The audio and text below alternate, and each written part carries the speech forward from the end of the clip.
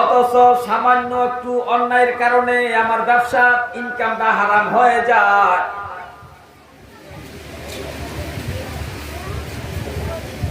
আর আমরা যে কামাই রুজি করি, এই কামাই রুজির আমাদেরকে হাসরের মাঠে আল্লাহর কাছে জবাবদিহি করতে হবে। কবরের মধ্যে তিনটা প্রশ্ন করবে, আপনারা সবাই জানেন। কবরের তিনটা প্রশ্ন করবে, আপনারা সবাই জানেন। প্রত্যেকটা মুসলমান এই কথাটা জানে।